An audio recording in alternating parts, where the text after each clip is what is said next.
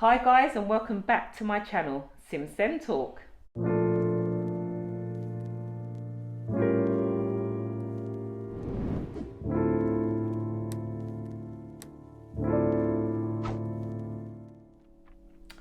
Guys, welcome. I hope you are all doing well. As you can see, I've got a lot more interviews out there. As you know, I want this channel to be a platform for people who can share their journey. I call them experts by experience, you know.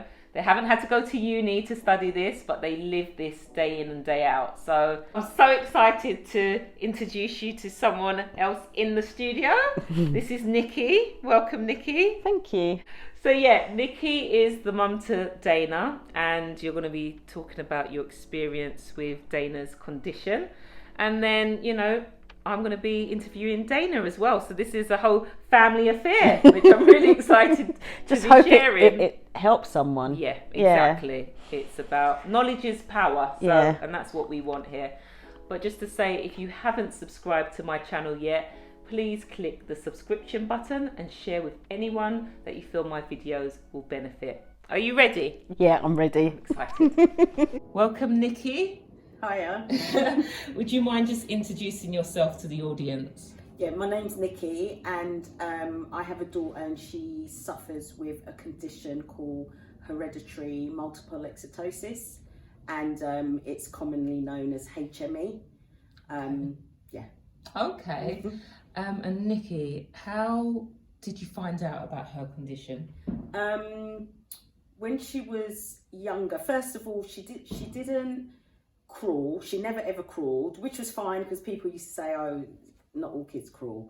And then she took a while to walk as well. I think she was about 14 months maybe before she walked, which again, fine, at least she was walking. But I noticed that when she was going to nursery, there was a few things that she used to do that I thought was weird. She used to ride, you know, the rocking horse? Yeah. She'd ride it side saddle, you know, like, so she wouldn't be across it. She'd be side saddle, like posh. And also when we were crossing the road, she, you know, to step up the curb, she'd always double take. So I used to notice, like, just little things, her mobility was different. Yeah. So from the age of 2, I started taking her to different doctors and specialists and stuff, and saying something's not right. Yeah. And another common thing with the condition is that sufferers have bowed bones, so her arm is twisted. I see. One of her arms, the elbow is in front. Right. So it's like this. Yeah. And I remember taking her to the doctors to show them that her arm, like, it's twisted, and they actually suggested that maybe I had broken it. Oh my God. And it was so funny because it took them 9 years. It took 9 years of me going backwards and forwards, not giving up, saying something's wrong. And they just thought I was a panicky mother. And then it wasn't until one day, she was about 11 years old and she was at school. She literally couldn't walk. And it was her stepdad, actually. He took her to the hospital, and that's when they thought something is wrong. Wow. So, and there was, because what the condition is, it's bone growing on top of bone. And with sufferers, there's people that have it and it doesn't affect them at all, because it might be, say it's just on top of your bone. Yeah. But with Daina, it attacks her joints. So she'll have like growths in her wrists. Right. It was mainly her wrists and her knees. Okay. But once they x-rayed her and stuff, they realised that her ulna, so this bone here, it stopped short at her wrist. So it's almost like you've got a floppy wrist. So growing up, always wondered why she couldn't open a jar. So she can't open a jar because she's got this bone stopped short. So it took about 9 years for her to be diagnosed. And we was watching a program. This is years after she was diagnosed, and we was watching a program and one of the guys on it, he had his arm was twisted this way like that, just like hers. And I remember us looking at each other and going, oh my God, it made us feel so comfortable. Yeah. Wow. But once I found out what it was, I did lots of research into it, because it's not common. Yeah. It's so uncommon that her specialist, they had to put her in oncology. Oncology is cancer. So she was in the cancer division at UCLH. That's where her specialist was, because they just didn't know anything about it. But I did a lot of research into it, and I found there was going to be this whole day conference on it, because I joined this online group, and there was going to be this all day conference at Oxford University. And Daina she was young, maybe 12, 13, and I've got another daughter as well, Shannon, and it was a conference for the whole family. So it was for the carer, the sufferer, and any siblings.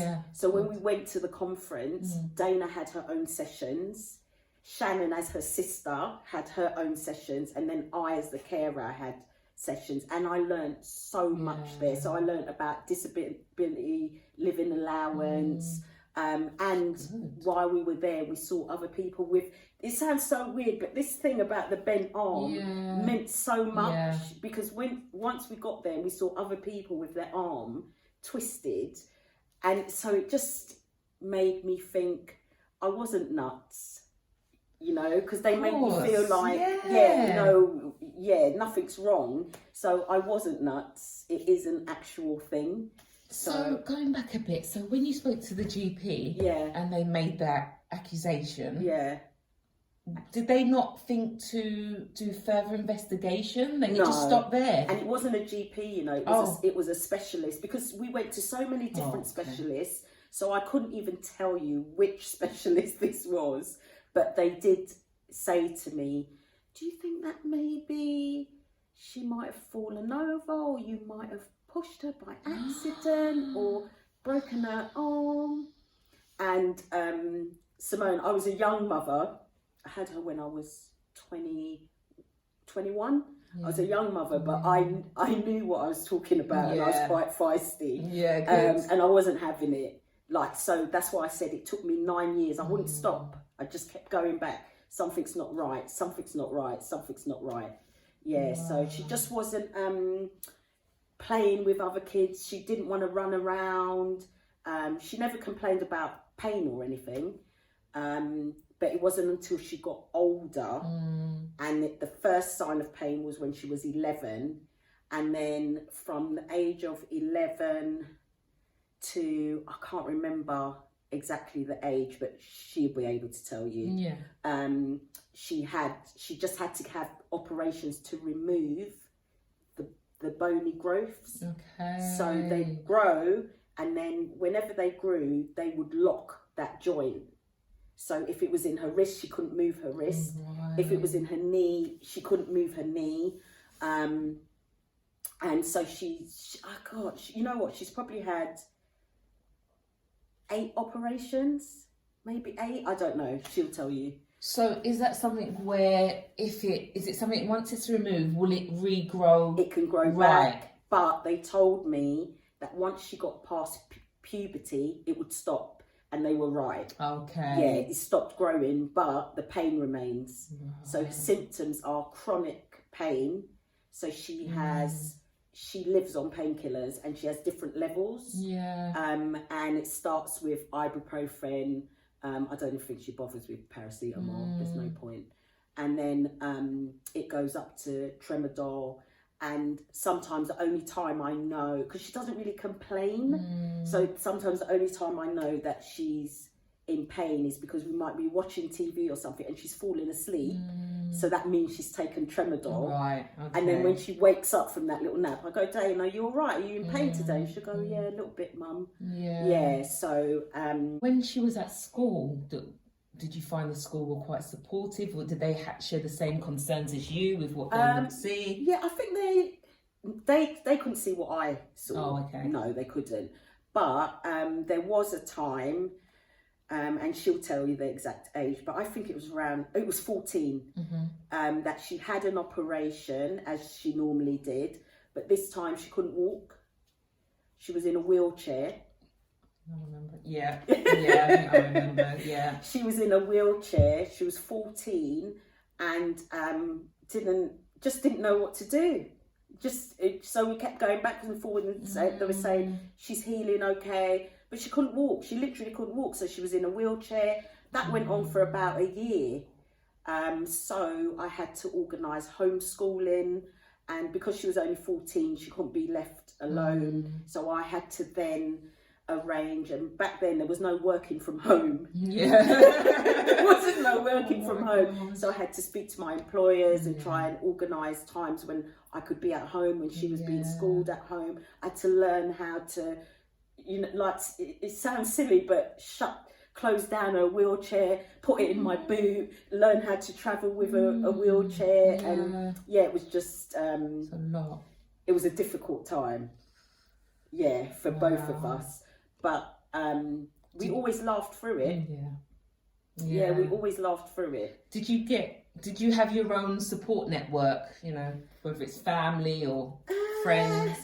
I don't think people really understood. So me, Daina and Shannon, we understand. Like, people, you get sympathy maybe, but they don't really understand. So going on holiday and stuff, if we're going with other people, they don't understand that when Daina wants to sleep, no matter what time it is, when she needs to take her painkillers and she needs to sleep, you have to stop and she has to rest.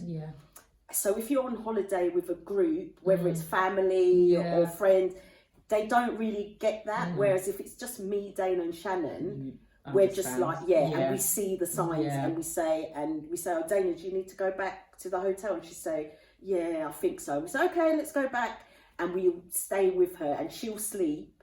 And me and Shannon might watch something on Netflix or, or sometimes she feels okay, she'll just stay by herself and we'll do something and then catch up with her later. Wow. So only me, Daina and Shannon get it really fully.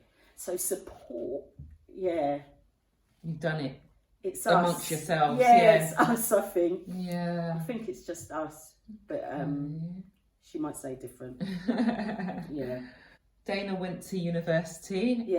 And how did you feel about that? Like, was she living on campus? I cried when she left. Wow. But you know why? Because I panicked, because she's got a condition and I'm her support, and she went to Leicester, and what's she going to do without me?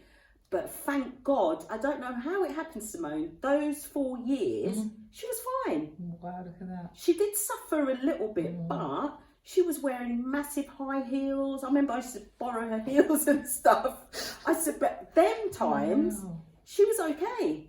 She was actually okay, but she wasn't confident enough then to tell people she had a condition. So nobody knew.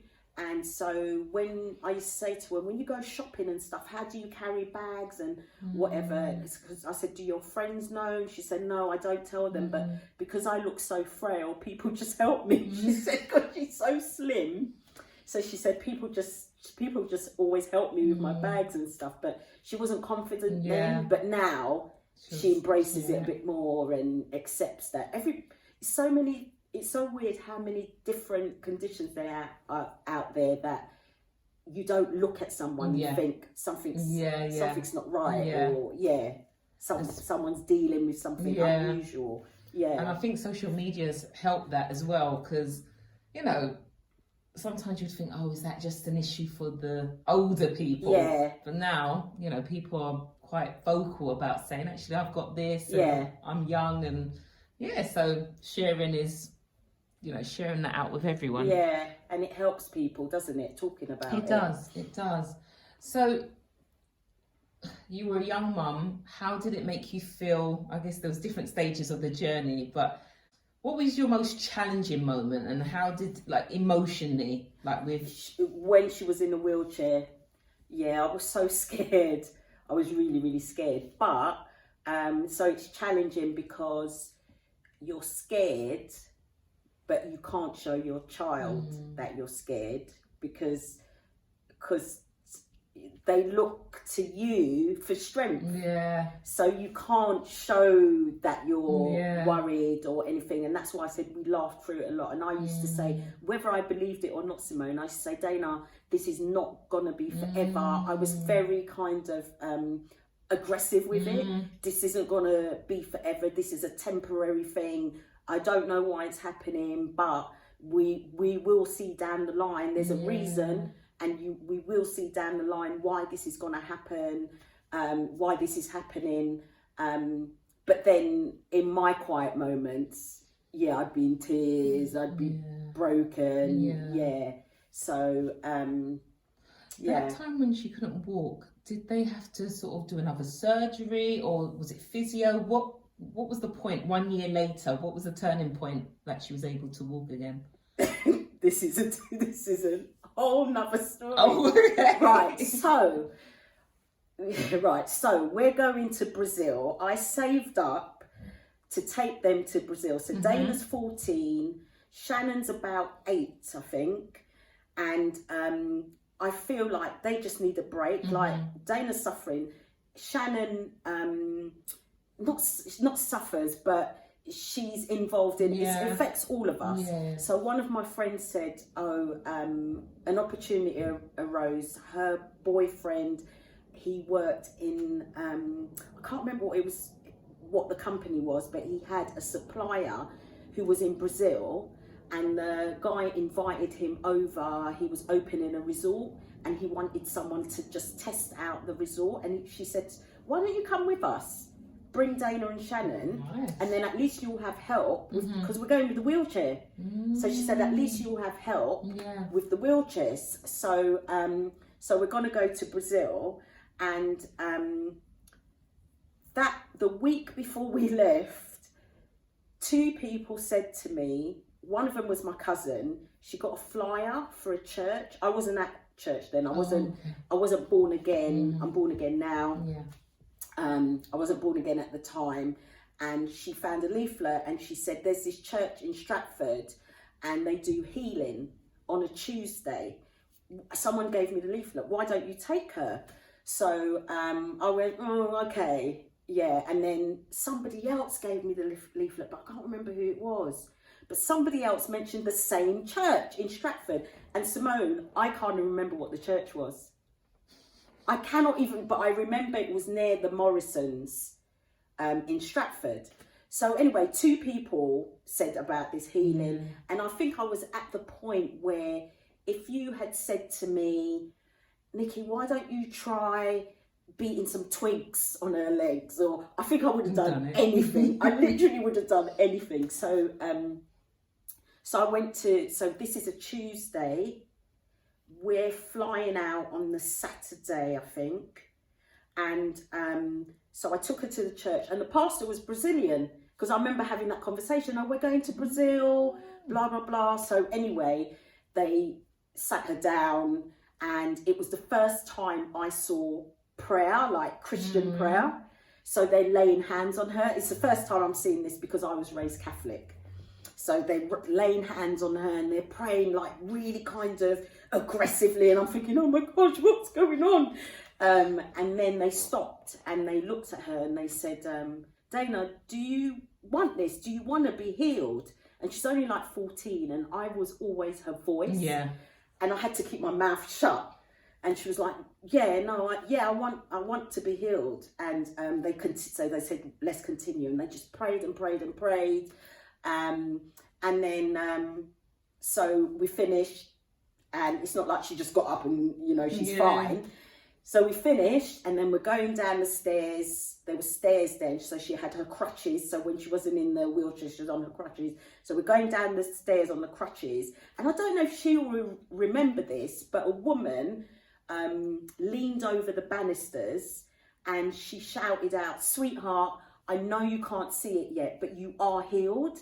Now, this is all new to me. And I just went, oh, thanks. You know, like, oh, that's sweet. Thanks. Like this. Yeah. So anyway, so that's Tuesday. So we go to Brazil with the wheelchair and everything. And my friends were really good, actually. It was her and her boyfriend, and it was another guy. And they were so good helping me with her and everything. So I think we get there on the Saturday. By the Monday, Simone, she didn't need the wheelchair anymore. She was walking by the Monday. Oh my word. And it was so funny. Shannon was about 8. Yeah. I never forget, she said, and remember, we're not Christians. She said, Mummy, we took Daina to church and 7 days later she walked. I never forget, and that only meant something to me when I became born again. Yeah. The 7 days. Oh my word. Yeah, so that's what actually happened. And then that set me off on another journey. Wow, that's amazing. I thought you were going to say, right, so a year later. No, it was nothing to do with doctors. No. It was nothing to do with the doctors. That's a testimony. That's it was nothing to do with the doctors. Wow. Yeah, that's what happened. That's powerful, man. Yeah. Oh, fantastic. Yeah. I know you said it's a very rare, I don't know if you know the percentage of... No, at the time when she was diagnosed, so remember this is like, oh God, so 20 years ago or something. It was like, I think they said there's 150,000 cases in the UK. Okay. So now I don't know. Yeah. I don't know.